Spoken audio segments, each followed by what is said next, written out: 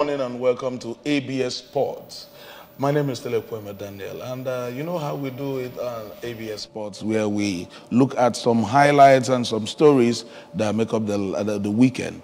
And we will be talking a lot today, some of the things that have happened in the course of the weekend. I want to appreciate my brother that is in the studios here with me. Remember, he's a champion of Scrabbles. Juluchukwu Kabwe, I welcome you. Yeah, thank you so much. It's always a pleasure to be here talking about sport because sport is what we do, what we eat, and well, a whole lot has happened, you understand? So let me allow you bring it out so that we can begin to trash it one after the other. Okay. Rivers United chief coach resigns. Fatai Osho has resigned. We saw his Twitter chat that he said he's no longer going to be the Rivers United coach. And some of us will be asking, who is Fatai Osho? Fatai Osho does not need a lot of explanation because he's been in the Nigerian Premier League for a very long time. Remember, he was with Enyimba, and he did vehemently well before he left Enyimba to Rivers United. What do you think could have been the cause of this sudden resignation? Because remember that Rivers United have Stanley Eguma as the technical advisor, while Fatai Osho is there. And definitely they have been doing a good job. Rivers United is the defending champion, and they are in the continental, African Continental Cup. So what do you think could be part of why this man decided all of a sudden to, put up a resignation letter? Honestly, sincerely speaking, well, there is nothing that football will not throw at you sometimes, you understand? And we analysts, we keep, you understand, having that wow effect based on you're doing well, and then all of a sudden, maybe for no reason, do you understand, he's coming up with resignation. Maybe it baffles us because nothing categorically was stated if it was on the health grounds, if it was... It wasn't, maybe he was looking at there could be a kind of friction between him and the technical board and stuff like that. Yes. But even at that, when things like this are going to be happening, you take it to the higher management and then let them sort things out. But just announcing on Twitter and then telling your fans and then the followers of Rivers United that, man, I'm jumping ship, doesn't make it, to me, it's not professional. Let me just use the word, you understand? But like we always say, we wish coaches, because like they say in African parlance, Nigerian parlance specifically, soldier come, soldier go, barrack remain, you understand? But there are times when soldier will now leave, the things will now spoil. Of course. Because as far as Rivers United is concerned, they are doing well, they are topping, they are in the Group B aspect of the Nigerian Premier League, and they're topping. Yeah. They're doing well. They're playing continental. Now, leaving them at this point in time, when everything seems to be so rosy and everything like that, is working. Don't you think it's going to affect the psyche? Of course, it will. Everything that concerns the team. And probably, like you rightly said, maybe there could be friction between him and then the management, you understand, where this other person is heading. But then, you probably want to leave and then let's see, maybe he's not getting the due accolade or the due, let's say, respect or the glory that the team are doing well right now. And probably maybe when he leaves, then he will be somewhere and telling them, well, you guys felt you could do it all alone. Now let me see you guys handle it. So, well, we wish him all the best, you understand? But things like this doesn't usually happen in Nigerian football, you understand? Most times you see where people are there and not getting the desired result, and they'll still sit down there, be collecting salary. But then for somebody to come up and say, man, I have to resign. I have to resign. Well, all right. It beats my imagination. In a similar story, Sunshine of Akure fans want their Commissioner of Sports to be sacked. They want their Commissioner of Sports to be sacked because he just came on board and said that they are planning to sell the club off. And this really didn't go down well with the players and the fans of Sunshine of Akure, the Owona Wales. And there's a lot of protest all the while saying they want to sell the club. Is that a very good way to, make the club function? And it affected them. They said that was the cause why 3 games now they've not really flourished well ever since that news came. So they are not playing to their potentials, to their full potentials anymore. Except the sale of the club has some, you understand, untold story. You understand, some ugly untold story in it. I don't think selling of clubs should affect players' performance on the pitch. You understand? Because your performance on the pitch is totally different. Is your salary being paid as at when you? Are you getting the necessary incentives that you need in order to perform? Then let the sale of the club be to the management of the club. And then you guys do your own professional job in making sure that you win matches. So you can't be losing matches and then you say you're distracted because the club, the management of the club say they want to sell the club. No, you should face your own side and then let the management know what they do. And then when you're selling the club, it's two ways.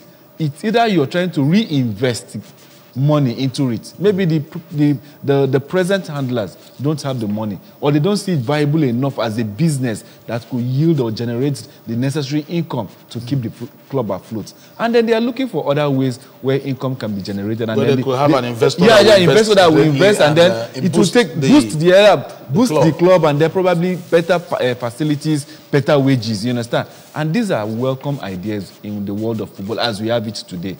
And take, for instance, Chelsea was sold. You understand, was sold, and then Everton was sold, Newcastle was sold. You could see the injection of finance, money into this club, and the signings they made. So I see no reason why players should use that. You understand? Revolting. I mean, fans and players alike should be revolting. Except maybe that deal is shady. Except there is something that is not, maybe it's not going through the proper channel. The proper channel, okay. But if it were to be going through the proper channel, it's a welcome idea, please. Okay. All right, we're still talking sports on ABS Sports. Today, yesterday, exactly marked 29 years, Nigeria won the African Cup of Nations in Tunisia. You could remember it was a very, maybe the second of, it was a very, very lovely and rosy outing. And made us to remember the likes of Keshi, Dodo Mayana, late Keshi, Dodo Mayana, Sunday Olise, Efan Ikoku. And that was the latest discovery of Emmanuel Amunike. Yes, and the likes of Uchoka for Uchoka. Benny Roha, overlapping Benny Roha. Wow. You know, we had the likes of Isaac Semitejo, who was there. Even JJ Okocha was there. Daniel Amokachi. So it was a very good outing. And, you know, the question is, why have we not had a formidable team ever since then? Well, like this. Daniel, let me even tell you, this is just no gainsaying and everything. We have not had men, when I mean men that have seen it, done it, dominate the national team like this group of players. Why not say we've not seen, how do we put it, people, passionate players? Because I wonder what they were paying these guys. No, it's not what they were paying. Not in football. It's not what they were paying these guys per se. You understand? Though money, they were still earning good money. And they've never had any captain. You understand? Like Stephen Keshi. No, they've not. That is a captain that speaks for the interests of his players. You understand? More like putting the players' interest first before any other thing. So these are the, when I tell you about men, that is what I meant. You understand? Men in stature, men in experience, men in delivering. You understand? Men in owning up to the responsibilities that they have in that team. Uche Okafor. Look at the man giants that we had in the defense. You understand? Uche Okechukwu was there. Look at the size of just these were big men in all ramifications. You understand? Who knew what it was? Nigerian jersey was all about, and the responsibility that was placed on them. And we've not even talked about Rashidi Yekini. Till now, we've not had a replacement for that young man. That young man doesn't have anything to do with finesse. His own is just give the ball to me and I score. And then you talk about Finidi George. You talk about Emmanuel Amunike. You talk about Siasia. You understand? You talk about Siasia. So this team was just too formidable. You understand? This was the era where when we go to watch Nigeria, you understand, we know that minimum requirement is semi-final, final. Minimum requirement. And to tell you that the team that we played in the finals had empathy of the entire world just because of what happened to the team prior to the Nations Cup. Yes. The entire world wanted Zambia because they lost the bulk of their team in the plane crash. So it was like you were fighting against forces and these guys still prevailed. Well, kudos to the man that took them to that battle. Yes, Westerhoff. Westerhoff, Because Bob he Fredro. really knew how to harness the potential of virtually every individual in that team. I could still remember vividly some of the epic matches we played in that tournament. Like the semi-finals we had with Côte d'Ivoire. I can't forget that match in a hurry. I can't forget that match in a hurry. Because the Ivorian team too were studded. Very, very star-studded. They were studded. In fact, well, I just can't wait. Bakayoko, yeah, Bakayoko and what is this guy's name? Abdullahi. That their number 10, I can't really remember. They had a very, very formidable team there. But Nigeria, based on the fact that we had togetherness going for us, and then we had the experience of Westerhoff that has been piloting the affairs of the Nigerian team for more than 3-4 years as at that time. You understand? And then the determination for these guys to actually want to win. You could see the determination. From the get-go, Nigeria was in that tournament. We just knew that we were heading somewhere. And well, unfortunately, some of these great guys have passed on. But then their memories, like we always say, will forever live on. Kudos to this team. This is one of the best teams Nigeria has ever assembled. Exactly. Unfortunately, our dream at the World Cup was cut short by Italy. Well, that is probably due to lack of experience. If not, I'm sure we would have gone farther than even Bulgaria did in that World Cup. Exactly. All right. Let's talk about Chukwueze. Chukwueze equals Messi dribble record against Real Madrid. Chukwueze played Villarreal. He plays for Villarreal. And last week, during the weekend, there were 2 goals down. And this young lad, who could not score in Nigerian qualifier, was able to disseminate Real Madrid. Wow. In fact, it was Real Madrid. Tormento that day. Real Madrid against Chukwueze. That was what happened. He was the man of the match. He scored the winning goals. He scored a brace. And we are begging these young lads, let's see all these exploits in our at home. Charity begins at home. We need to see all this. So now he has equal dribble because he was everywhere. He caused Real Madrid a lot of pains. And no wonder why a lot of clubs are now trying to seek for his signature. So I want to say very big kudos to him. Chukwueze, keep it up. Please, whenever you come back here, stop misfiring. We need these goals to know that we'll have people like him. Well, I don't think you need to be telling Chukwueze that. Yeah. Somehow you need to even be telling Peseiro too. You understand? Because to me, to a certain extent, Peseiro is trying to play an attacking, all attacking game. They've not been able to, package it well. I can't fathom why we shouldn't. With these 2 matches we played over the international week, I can't fathom the reason that we could only muster 1 goal, a penalty, over those 2 matches. I'm telling you, to me, it's like a big shocker to me because I was expecting something bigger than this. Goal-wise and even performance-wise, we didn't live up to expectation. The Guinea-Bissau were all over us. Yeah, and I'm beginning to doubt if Peseiro can actually get us anything close to where we intend to take our football to in the nearest future. Well, I leave it for NFF to take a very quick action. Look, the technical board, if it's to assemble a new one, let them assemble a new technical board that will help Nigeria reclaim its lost glory. Yeah, because otherwise, I don't know. Daniel, sometimes I begin to wonder. This is not league football where you have 38 matches. You understand? One match can determine if you go for a tournament or not. One match can determine it. And then this guy is busy playing permutations with us. We don't need excuses, please. We need to have qualified for this Nations Cup. Like Algeria. We need to have qualified. Who do we have in the group? Mozambique. Sao Tome and Guinea-Bissau. I don't understand. Liberia. I don't understand this.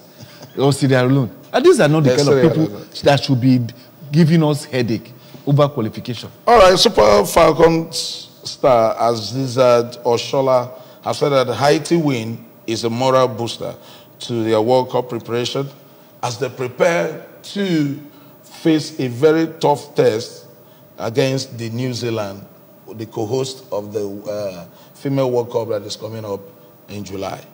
The Super Falcons played a friendly match with Haiti national team and they were able to win the match 2-1. And Asisat Oshoala is now saying that this is a moral booster. And this week, they will be facing the New Zealand team to see how far they have prepared and how far the Haiti match has boosted the morale they have. You know, these are part of the things we're talking about. Our Super Falcon, ever since Ismail Amambo, I was just coming to that. Just in reference to the Super Eagles, yes, the exactly. Super Eagles of 1994. I've not seen the Super Falcons of 90, that 99, 90s. that late 90s down to mid 2000. Yeah. They've not really flourished as much. Ever since Ismail Amambo left the scene. And for what reason did that young man Godwin Islin, these are people who have molded a team and made this team look very. Sometimes you begin to wonder. We need to really know what we need state of emergency in our football. I'm telling you, I don't know. We need a roadmap. We need to get these things right. If there is any issues they're having, these things need to be sorted out. Because really, we are no longer happy. We see our young players doing well outside. But just somebody to assemble these players and put them in order to make the country proud becomes a problem. We mustn't have a problem in everything. In everything. I mean, it baffles me because 9-time champions, Africa. By the whiskers, we qualified for this World Cup. By the whiskers, we qualify. And this is where we have been holding sway. Exactly. Irrespective of the fact that no problem, no more minnows in Africa football. But we shouldn't drop tools or as in lose it the way we are losing it. After all, the Egyptian national team won African Cup of Nations. 4 good at a stretch. So now, non-stop. Now you're beginning to tell us that going to the World Cup, the only country other than the likes of the USA, Germany that have attended every World Cup, and yet we've not even gone past quarterfinals. Quarterfinal? Yeah. Have we come out from our group? No, I think we were quarterfinalists in 1999. No. Things need to understand? change. So we need to be thinking of winning this trophy. Exactly. We need to be thinking of winning this trophy based on the level at which you have been attending this tournament. So if the NFF doesn't see the Super Falcons winning the World Cup in the nearest future, then Nigerian national team, Super Eagles, beating the record of, before I used to say beating the record of Senegal as in quarterfinal, because now we now have Morocco's record to beat. Yes. So to beat Morocco's record is to win it or be in the final at least. Exactly. So you see, the bar keeps getting higher, and then we are not even measuring up. So NFF, Gusso, Ibrahim, please get your acts together. Football is our #1 sport in this country. You understand? And if we are not getting it right, from all cadre, be under 17, under 20, under 23, and now the Super Falcons and the Super Eagles, then something is definitely wrong. I don't know if our football has now gotten to a place whereby we are now using sentiment to to select players to go and represent us, rather than going for the best legs. So we need to go back to the drawing board and then get this act corrected as soon as possible. Okay. All right, we're still talking sports here on the ABS television. And the interim management company of the people in charge of the IMC that is in charge of Nigerian Premier League have come out to state that they are on the path to restructure the Nigerian Football League.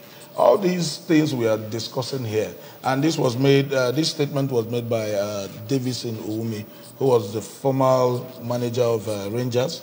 Now he is the operational personnel in the IMC. These are the body in charge of Nigerian Premier League. Have you seen a kind of change ever since they took over? What in Nigeria, what you hear from time to time is portfolio, but nothing basically on ground. I'm telling you, the Nigerian football system, as far as I know in Nigeria, seems to be working like a headless chicken. They have laudable plans, but on paper, on ground, nothing seems to be working. And I don't know how long it takes from what their grand plans in their mind and on paper, how long it takes for it to begin to materialize, for it to take, so that we Nigerians will be seeing it and be reaping the benefit of it. When you begin to talk about the Nigerian Professional League, the CHAN, which happens to be the home-based Nations Cup, Nigeria has not won it before. We even crashed from That's what Olympic I'm saying. team. Okay, we're even out of the We're out of Olympics. You understand? So now you begin to wonder, what is the bulk, the 20 teams that we have in the Nigerian Professional League? Does it mean that from that 20 teams, we cannot organize 2 sets of home-based players? That is 11, 20 year. We can't. That is what these people are telling us. So if Nigeria cannot even win the local CHAN, because that is going to buttress the fact that your home league, is good. It's competitive enough. Yes. If you can go out there and win it, competing with the likes of Morocco, Mali, and the rest of it all, then on the international, African continent, how often or when was the last time Nigeria won CAF Champions League? 2000. 2001. 2003, 2004. Okay, 2003, 2004. The one that's how many years ago? Back to back. You understand? So, and nobody has ever neared. You've not even played the final. Which one is final? Nobody has even come closer to you. Are talking of final. We've not even qualified. So now you begin to wonder. So what is all these grand plans that these people have? What Nigerians need is on paper. We want to, on ground. We want to see it as a manifesting on ground. Winning Champions League, winning Continental Cups, then the league, even having players. We just showed about 29 years of Nigeria winning Nations Cup. I remember when Ojo Zokalo who was a former governor, took Enyimba to play against Inter Milan. Yes, the result was 7-1. 7-0. Yeah, 7-1. But that was a kind of a booster.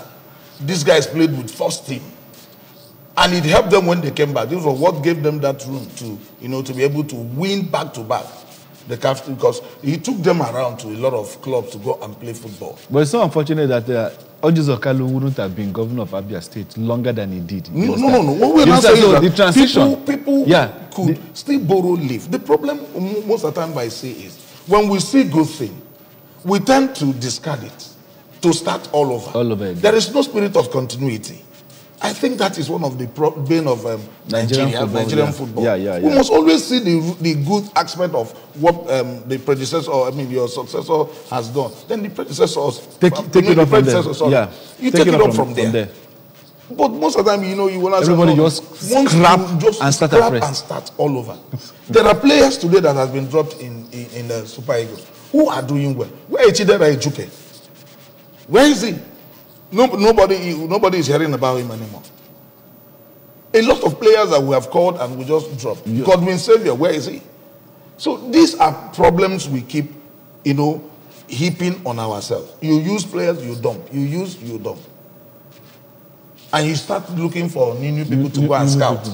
No, I think our Nigerian league. What is wrong with it? Is the bane of my argument. How can we crash out Olympic? How can we just go and crash out? We won't go to Olympic. Meanwhile, Salisu Yusuf, who has been in Nigeria all his life coaching this thing, could not assemble a team that will give us victory.